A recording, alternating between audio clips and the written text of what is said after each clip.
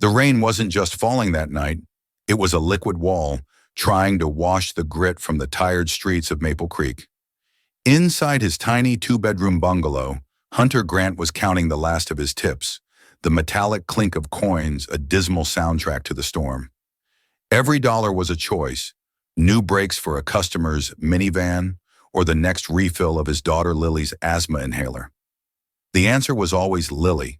It was in the middle of this suffocating silence, broken only by the thunder and his daughter's soft breathing from the next room, that a knock echoed through the house.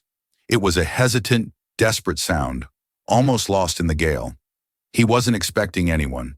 Nobody ever came here. Opening that door would change everything, setting a quiet, broke mechanic on a collision course with a world of unimaginable wealth and power, all because of the terrified, drenched young woman standing on his doorstep. The fluorescent light above the small kitchen table flickered, casting long, dancing shadows across Hunter Grant's face. The shadows highlighted the lines of exhaustion etched around his eyes, lines that had become permanent fixtures in the 3 years since his wife, Sarah, had been taken from him in a brutal, senseless car accident. He was 34, but on nights like this, he felt 100. Outside, the August storm raged, a furious tantrum of wind and water. Inside, the world was quiet, save for the hum of the old refrigerator and the soft, rhythmic puff of 6-year-old Lily's inhaler from her bedroom down the hall. That sound was both a comfort and a constant, gnawing worry. The last refill had wiped out nearly 2 weeks of his take-home pay from O'Malley's auto repair, and the bills on the table were a testament to how far behind he was. The electric bill wore a stark, red, final notice stamp. He ran a grease-stained hand through his damp brown hair and sighed, pushing the pile of bills away. He'd figure it out. He always did. For Lily, he could move mountains, or at the very least, work a 16-hour double shift. That's when he heard it. Tap, tap, tap, tap. It was faint, almost swallowed by a peal of thunder. Hunter froze, every muscle tensing. This wasn't a neighborhood for late-night visitors.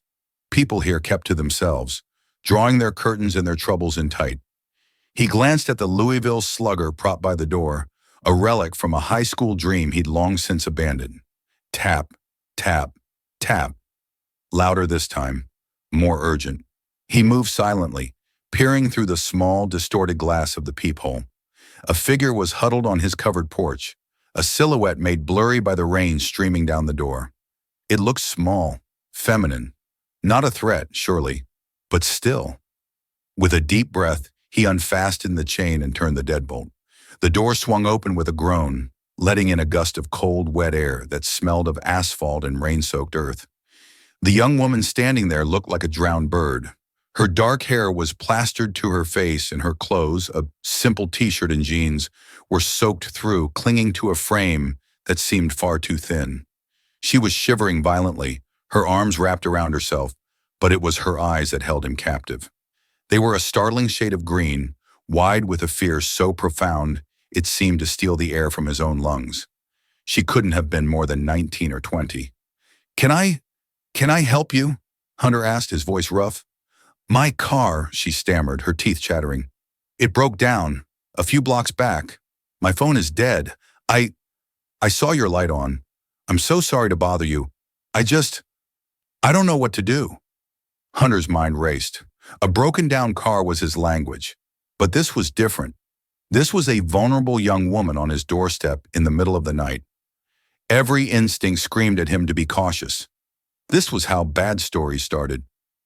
"There's a gas station with a payphone about a mile down the road," he said, his tone more guarded than he intended. Her face fell, the brief flicker of hope in her eyes extinguished. "A mile? In this?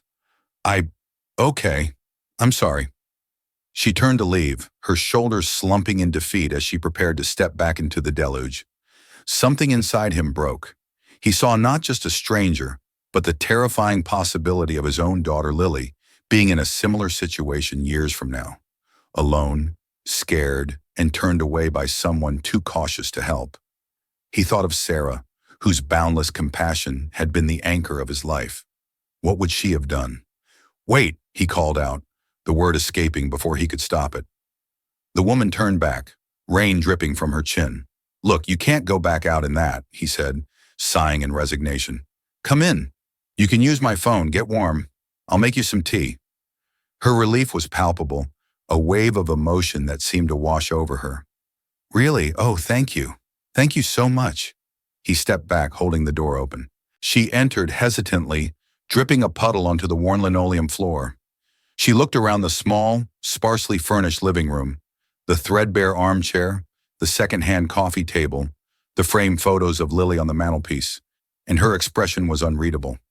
I'm Hunter, by the way, he said, grabbing a towel from the linen closet. Jenna, she replied, taking the towel with a grateful nod. Thank you, Hunter. You have no idea what this means. As she dried her hair, Hunter's gaze fell on her wrist. Peeking out from under the sleeve of her wet shirt was a watch. It was delicate, with a slim, leather band, but the face was elegant, and the small, subtle logo was one he recognized from the luxury magazines people sometimes left in the waiting room at the garage. It was a brand that cost more than his car. For a fleeting moment, a seed of doubt was planted. Who was this girl, dressed in simple clothes but wearing a watch worth a year of his rent? He pushed the thought aside. She was cold, scared, and in his home. For tonight, that's all that mattered. The phone line's dead, Hunter announced, hanging up the receiver with a frustrated clack. Storm must have knocked it out. Jenna was huddled on his lumpy sofa, wrapped in one of Sarah's old oversized sweatshirts. The warmth had brought a little color back to her cheeks. She looked smaller now, less like a threat and more like a lost child. Her gaze drifted to the dead phone, and a fresh wave of anxiety washed over her face. Oh, she said quietly. Of course. Don't worry, Hunter said quickly, trying to sound reassuring. We'll sort it out in the morning. The storm should pass by then. You can stay here for the night. The couch isn't much, but it's dry. I couldn't possibly impose, she started, but her protest was weak. It's not an imposition. It's the decent thing to do. He handed her a steaming mug of tea, her cold fingers wrapped around it as if it were a lifeline. Thank you, she whispered, her green eyes meeting his. In them, he saw not just fear, but a deep, profound exhaustion. Just then, a small voice piped up from the hallway. Daddy? Lily stood there, rubbing her eyes, her favorite stuffed bunny, Patches, clutched in one hand. She stared at the stranger on the couch, her expression a mixture of curiosity and shyness. Hunter's heart softened instantly. Hey, sweet pea, the thunder wake you up? He scooped her into his arms, and she buried her face in his neck. There's a lady on our couch, she mumbled. This is Jenna, Hunter explained. Her car broke down in the storm. She's going to stay with us just for tonight until it's fixed. Lily peeked over his shoulder at Jenna. Jenna offered a small, hesitant smile.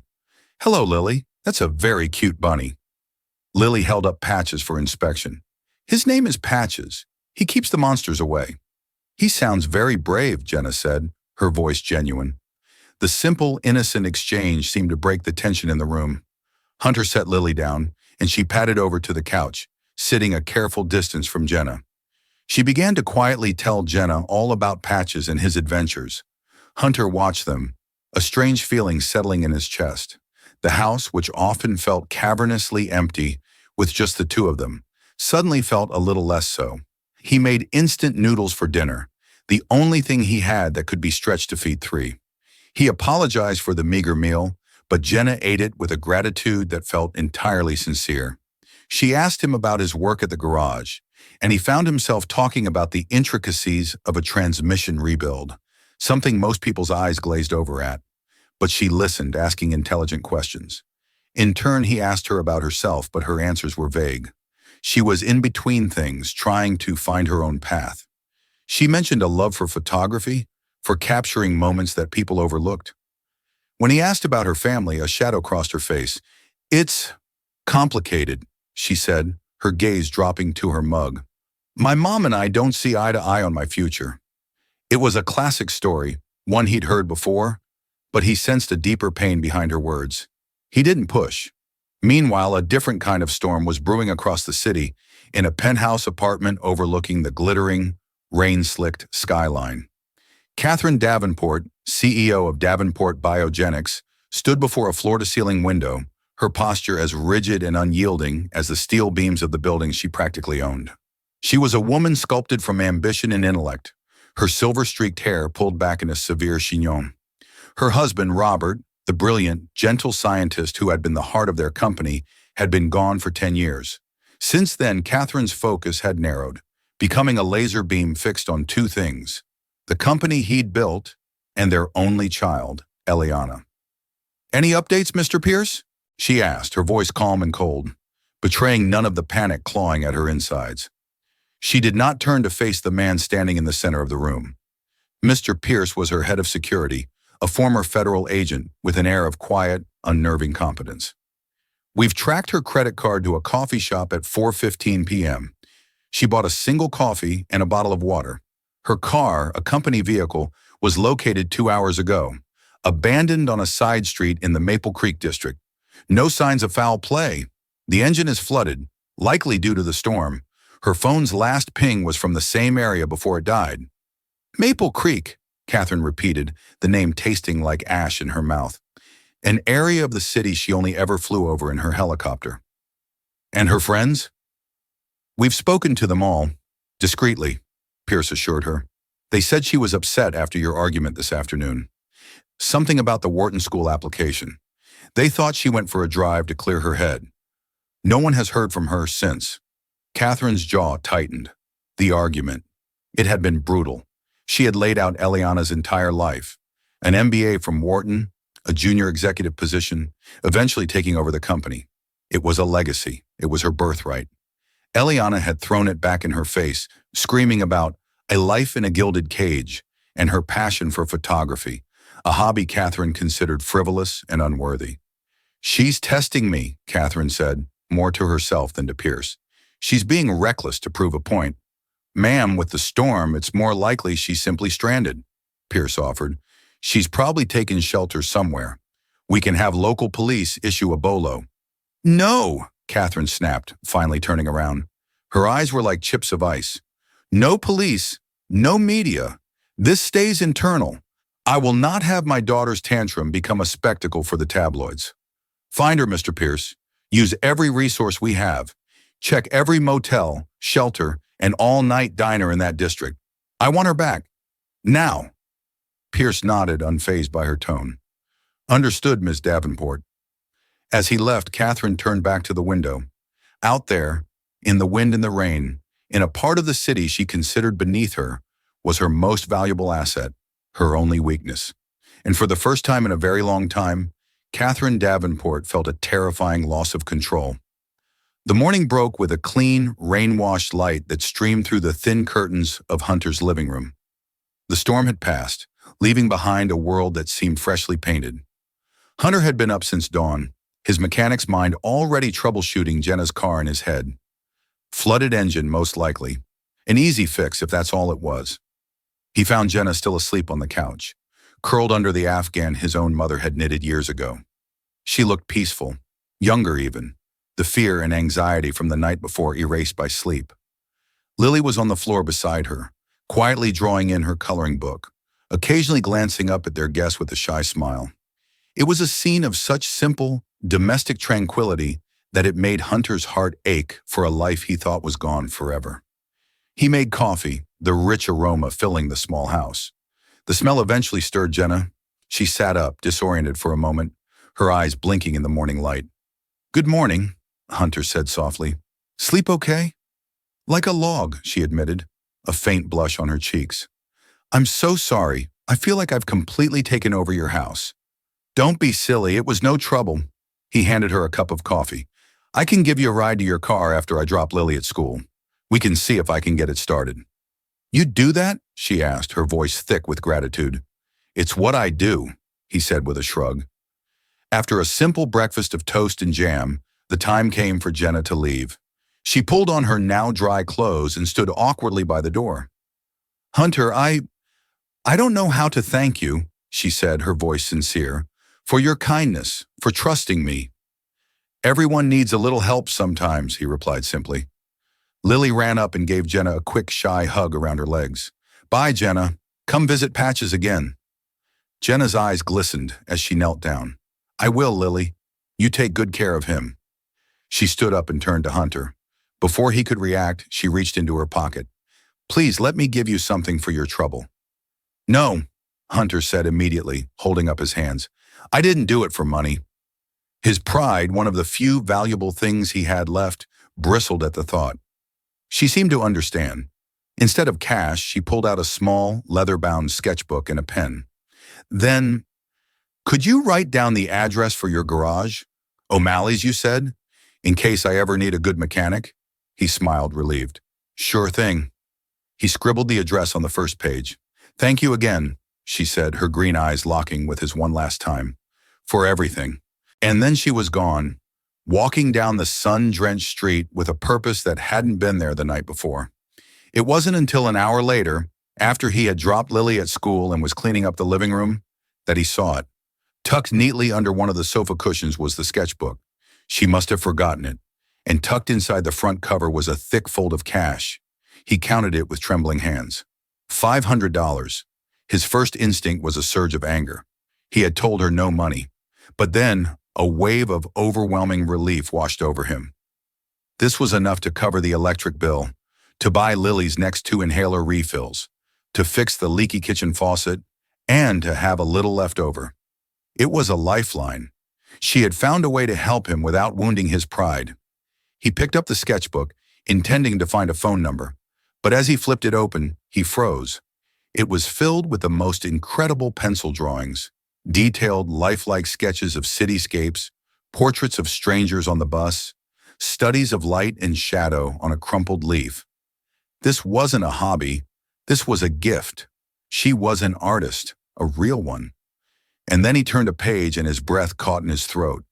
It was a drawing of Lily, asleep on the floor next to the couch, her face peaceful in the pre-dawn light, with patches clutched under her chin.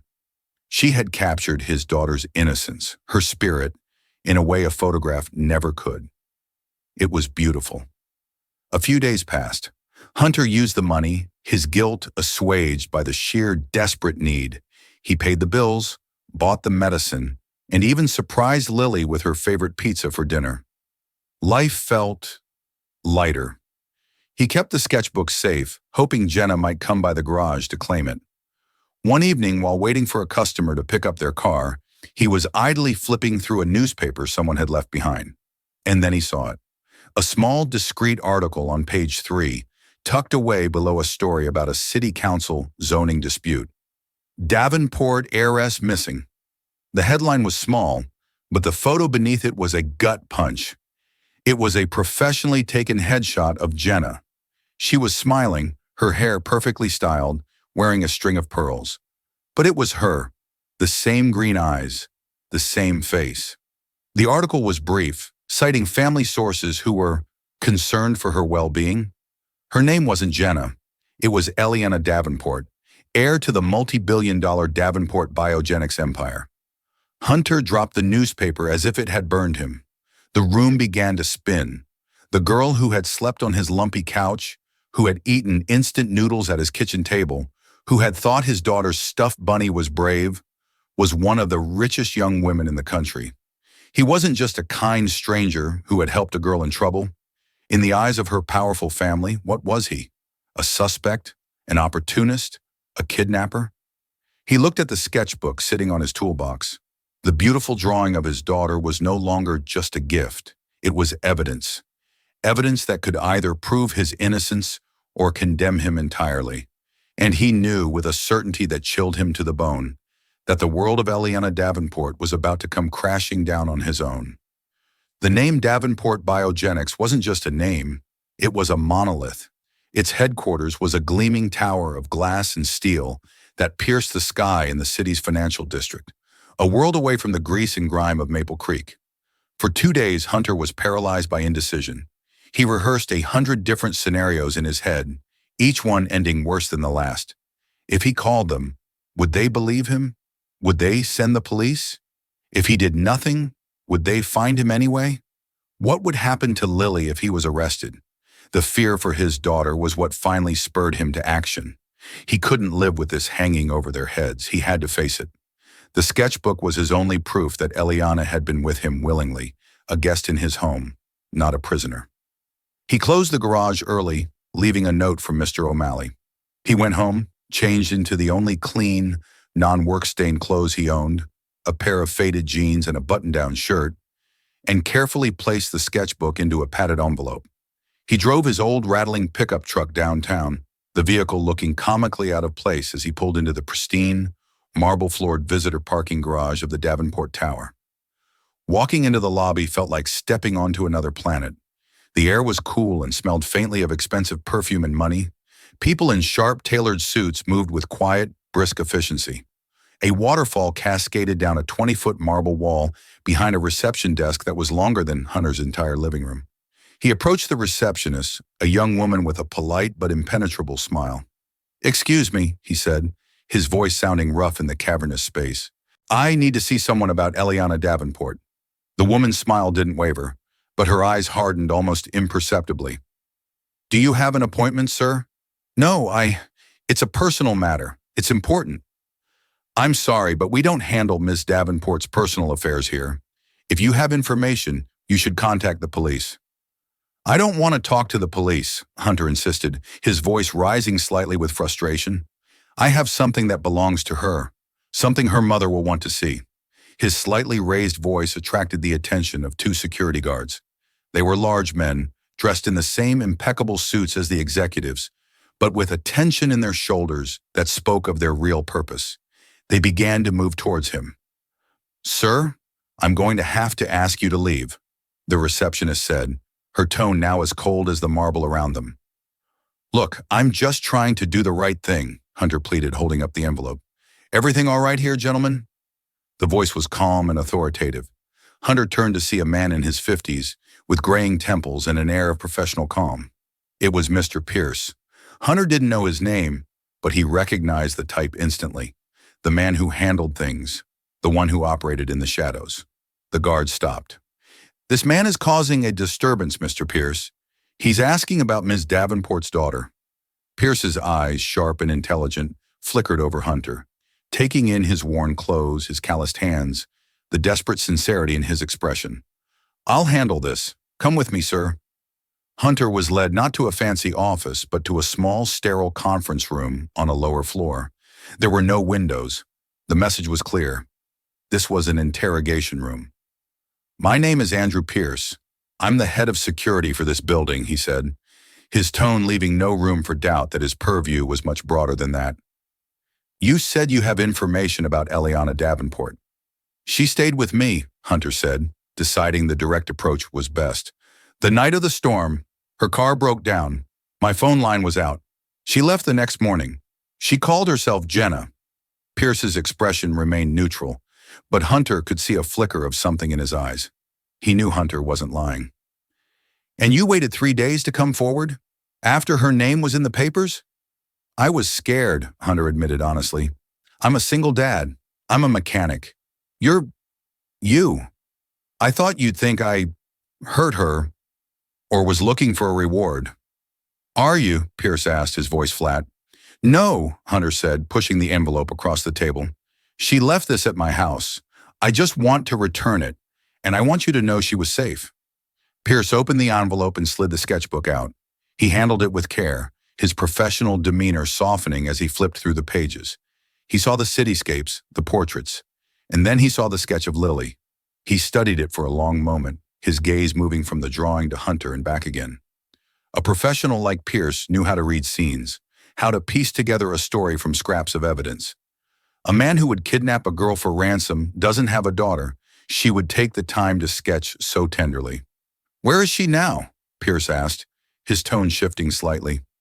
It was less of an interrogation, more of a genuine question. "I don't know," Hunter said. "She walked down my street, and that was the last I saw of her." Pierce closed the sketchbook. He looked at Hunter, a long, calculating gaze. He was reassessing. This wasn't the kind of opportunist or criminal he was used to dealing with. This was something else. "Wait here," Pierce said, standing up. He took the sketchbook with him. Hunter sat alone in the silent, windowless room for what felt like an eternity. He had walked into the lion's den. He could only pray he wouldn't be devoured. While Hunter was being held in corporate limbo, Mr. Pierce was in motion. A discreet call to one of his field agents confirmed that a friend of Eliana's, a fellow art student named Beth, had just used her credit card at a small cafe in the University District. Pierce's team had been monitoring the accounts of Eliana's inner circle, anticipating she would eventually reach out. Within 20 minutes, two plainclothes security personnel entered the cafe. They found Eliana in a corner booth, her head bent low in conversation with her friend. There was no scene. One of the agents, a woman with a kind but firm demeanor, simply approached the table. "Eliana, your mother has been very worried. We're here to take you home." The fight had gone out of Eliana. The last 3 days on her own, staying one night with Beth, another on the couch of an acquaintance, had been a harsh lesson in reality. Her defiant bid for freedom had devolved into a series of awkward impositions on her friends. She was tired, she was out of money, and more than anything, she was worried about the trouble she had caused. She went with them without a word. The reunion with her mother was as explosive as Hunter had feared his own encounter would be. It took place in Catherine Davenport's penthouse, a space that felt more like a modern art museum than a home. "Do you have any idea what you've done?" Catherine began, her voice low and trembling with a rage that was far more terrifying than any shout. "The entire security division has been working around the clock. I've been out of my mind with worry. You were in Maple Creek. Eliana, you could have been robbed, assaulted, killed." "But I wasn't," Eliana shot back, her own fear and exhaustion turning into defiance. "I was helped by a good person, a stranger who took me in out of a storm without asking for anything in return." "A good person?" Catherine scoffed, pacing in front of the window. "A broke mechanic who lives in a hovel, according to Pierce's initial report. You were lucky, Eliana.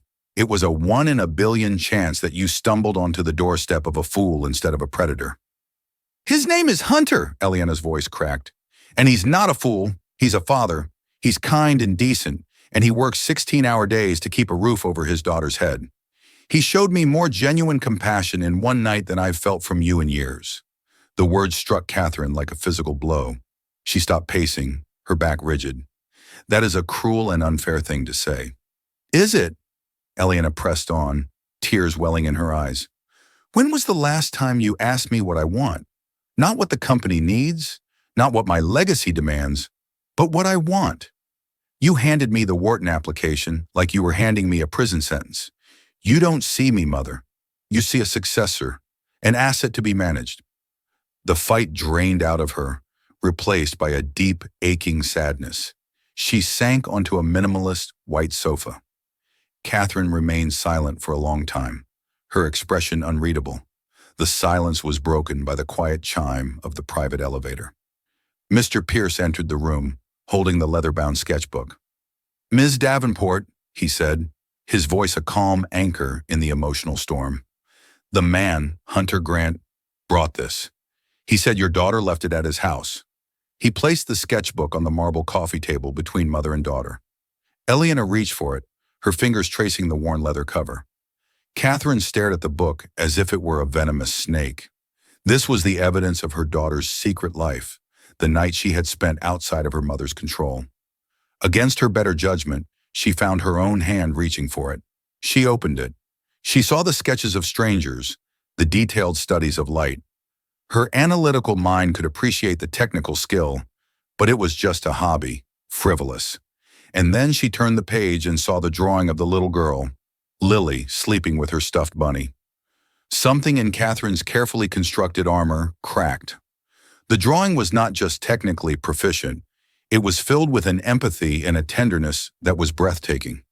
It was a glimpse into her daughter's soul, a part of her that Catherine hadn't seen, or perhaps had refused to see, in a very long time. This was who Eliana was. Not a future CEO, but an artist who saw the beauty and innocence in a sleeping child in a stranger's house. She looked from the drawing to her daughter, and for the first time, the anger in her eyes was replaced by a flicker of pained understanding. She closed the sketchbook and looked at Pierce. "I want to know everything about this man, Hunter Grant," she commanded, her voice regaining its steel, but with a new, uncertain undertone. "His financials, his history, his family, his work, everything. I want a full report on my desk by morning." Mr. Pierce simply nodded. "It's already underway." The next 48 hours were the most surreal of Hunter Grant's life. After Mr. Pierce had taken the sketchbook and left him in the windowless room, he had eventually been escorted out of the building by a different, less intimidating guard, who had simply said, "You're free to go, Mr. Grant. We'll be in touch." The silence that followed was deafening. He went to work, fixing transmissions and changing oil, his hands moving on autopilot while his mind raced. He picked Lily up from school, helped her with her homework, and read her a bedtime story, all with a knot of dread tightening in his stomach. He was waiting for the other shoe to drop. The call came on a Thursday afternoon. It was a female voice, crisp and professional, requesting the presence of Mr. Hunter Grant for a meeting with Ms. Catherine Davenport the following day at 11 a.m. The location was not the Davenport Tower, but a private suite at the Grand Alistair Hotel, a place so luxurious Hunter had only ever seen it in movies. He knew he couldn't refuse. He arranged for Lily to stay with a neighbor, a kindly retired woman named Mrs. Gable, and drove downtown once more in his sputtering pickup. This time, he was expected. The valet didn't even blink at his old truck, and a concierge personally escorted him up a private elevator to the penthouse suite. The room was vast and opulent, with panoramic views of the city. And there, standing by the window just as her daughter had been described, was Catherine Davenport. She was even more formidable in person. She was dressed in a perfectly tailored gray suit, her presence commanding the entire room. "Mr. Grant," she said, turning to face him. Her eyes were the same shade of green as her daughter's, but where Eliana's held warmth and artistic sensitivity, Catherine's were like chips of polished jade, beautiful, hard, and cold. "Thank you for coming. Please have a seat." Hunter sat on the edge of a cream-colored sofa that probably cost more than his annual salary. He felt utterly out of his depth. Catherine didn't sit. She preferred to stand, a subtle assertion of power. "I've had my team conduct a thorough review of your circumstances, Mr. Grant. I know about your wife's passing. My condolences. I know about your daughter, Lily, and her asthma. I know about your job at O'Malley's and the considerable debt you carry." Hunter stiffened. He felt exposed, violated. "Why?" "Because my daughter, for reasons I cannot fathom, spent a night in your home," she stated, as if discussing a flawed business transaction. It was an unacceptable risk, a lapse in judgment on her part, a situation that cannot be repeated. She walked over to a sleek, modern desk and picked up a long, white envelope. She placed it on the coffee table in front of him. "This is a check for $250,000, she said, her voice devoid of emotion. "It is enough to pay off your mortgage, your medical bills, and all your outstanding debts. It would secure a comfortable future for you and your daughter." Hunter stared at the envelope. His heart hammered against his ribs. $250,000. It was an impossible, life-altering sum. It was freedom. It was new inhalers for Lily without a second thought. It was a new roof. It was an end to the constant, crushing worry. Everything he had ever dreamed of was sitting right there, a few inches from his hand. "What's the catch?" he asked, his voice barely a whisper. "It's not a catch, Mr. Grant. It's an agreement," Catherine clarified. "You accept this generous offer, and in return, you sign a non-disclosure agreement. You will never speak of the night my daughter stayed with you to anyone.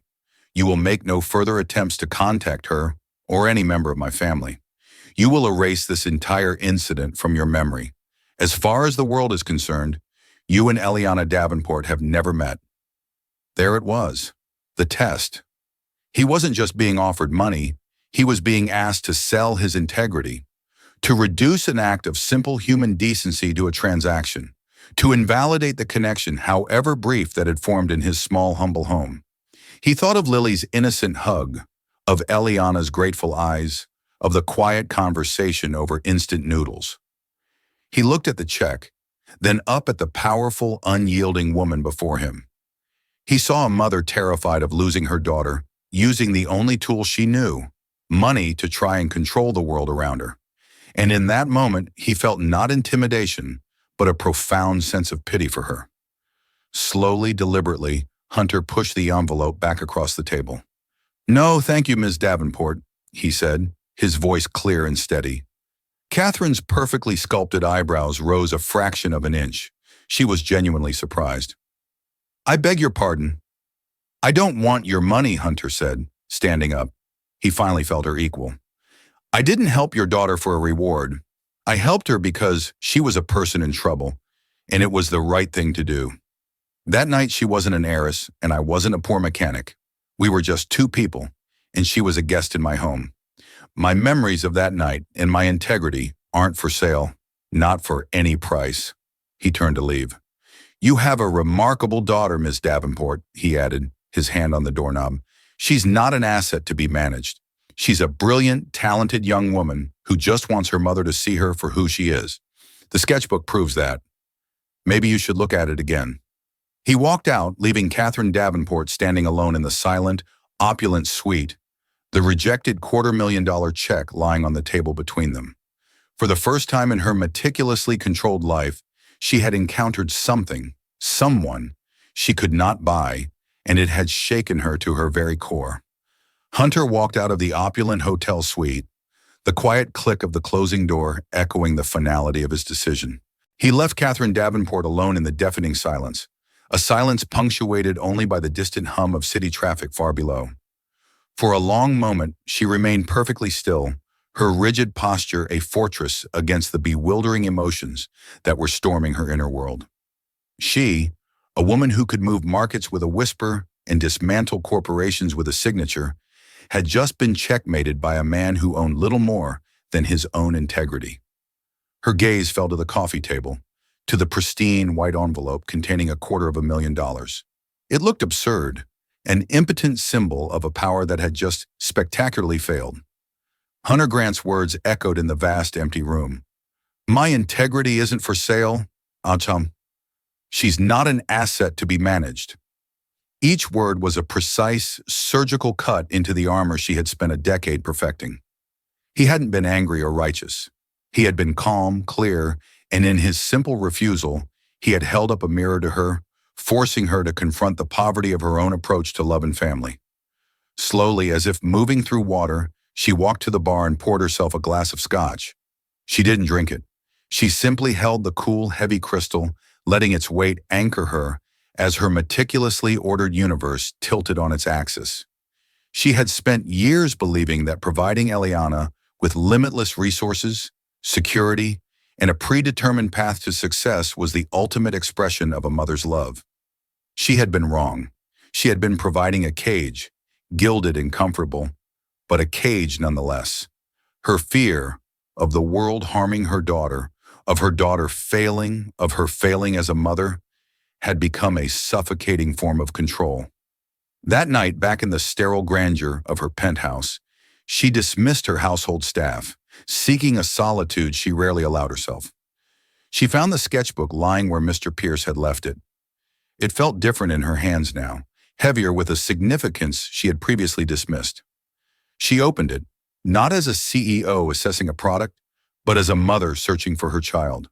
She bypassed the earlier sketches and went straight to the drawing of Lily. She studied the soft pencil lines, the gentle shading on the child's cheek, the way Eliana had captured the absolute trust and peace of a child safe in her own home.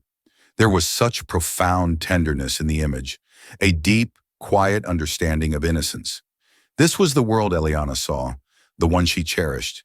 And in a sudden, heart-wrenching flash of memory, Catherine saw her late husband, Robert, sitting at that same kitchen table years ago, furiously sketching on a napkin. He hadn't been designing a molecule. He was trying to capture the way a sunbeam hit a dust mote dancing in the air. He had been a scientist, yes, but at his core, he was a dreamer, an artist who found the universe in the smallest of details. "Oh, Robert," she whispered to the empty room, a single hot tear tracing a path down her cheek. "I almost broke her. I almost broke the best part of you." Armed with this painful, clarifying truth, she knew what she had to do. She found Eliana in her studio, surrounded by photographs pinned to the walls. The air was tense with unspoken words. "The man, Hunter Grant," Catherine began, her voice unusually hesitant. "I met with him today." Eliana stiffened, turning from her work. "What did you do?" she asked, her tone laced with suspicion. "I offered him a substantial amount of money," Catherine confessed, meeting her daughter's wary gaze. to sign a non-disclosure agreement, to disappear from our lives. A look of deep disappointment washed over Eliana's face. Of course you did. You tried to buy him off. You tried to erase him. I did, Catherine admitted, taking a step closer, and he refused, flatly. He said his integrity and his memory of helping you weren't for sale.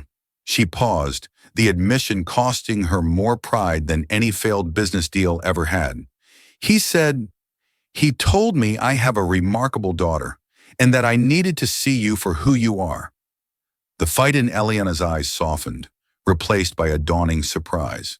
She had expected a lecture, another battle of wills. She had not expected this raw, painful vulnerability from her mother. All these years, Catherine continued, her voice growing thick with a decade of unshed grief, I thought I was protecting you, protecting Robert's legacy.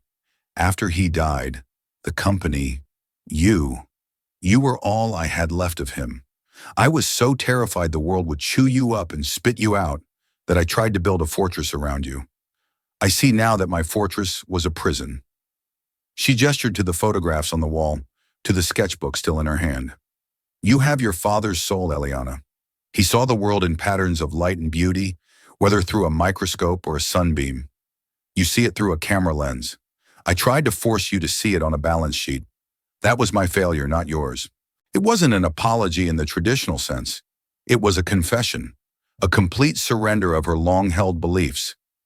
Eliana watched her mother, this titan of industry, finally lay down her arms. The anger and resentment she had harbored for years began to dissolve, replaced by a fragile, tentative wave of compassion.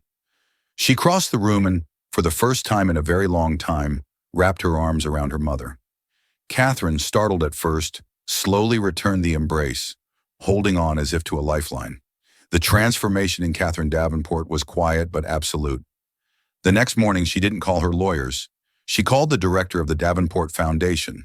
With a newfound clarity of purpose, she laid out the framework for a new initiative, one that would honor both her husband's spirit and her daughter's passion. It would be called the Robert Davenport Memorial Grant for Emerging Talent, a prestigious, fully funded grant for young visual artists.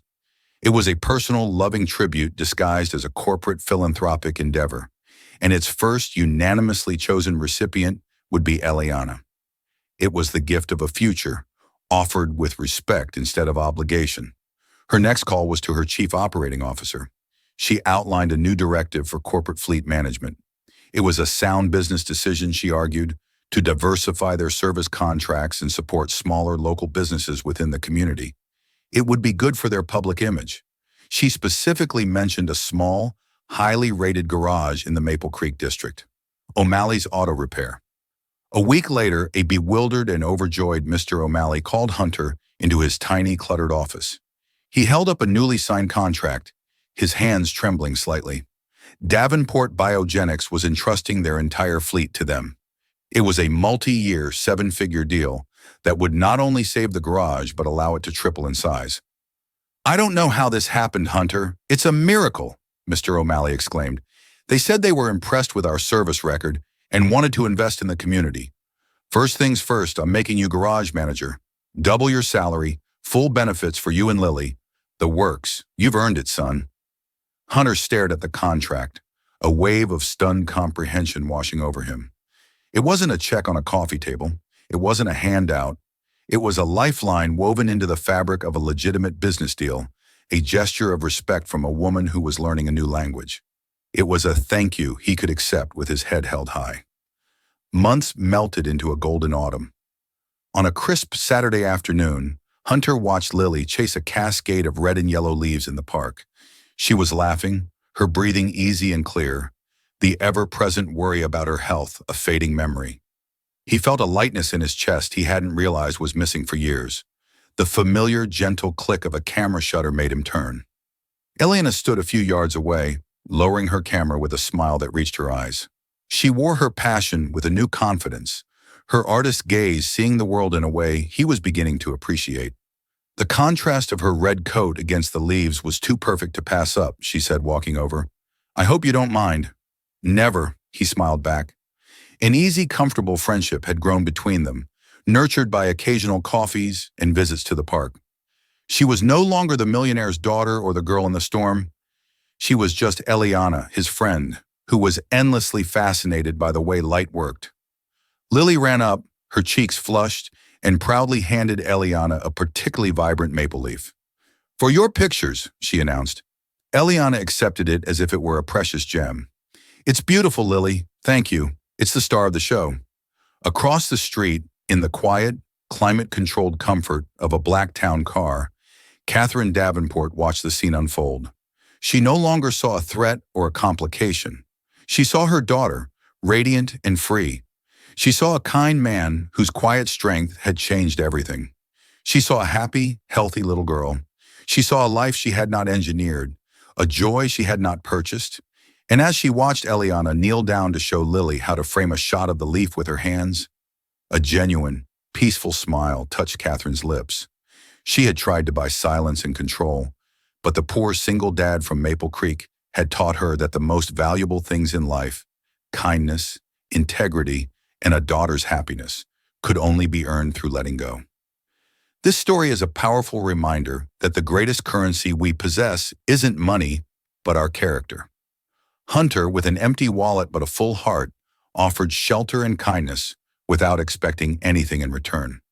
In doing so, he didn't just save a girl from a storm, he bridged a chasm between two worlds and reminded a powerful CEO what truly matters. Ileana, in her search for freedom, found an unexpected sanctuary and the courage to fight for her dreams. Their story shows us that true wealth is measured in our compassion, our integrity, and our willingness to open our door to a stranger in the rain.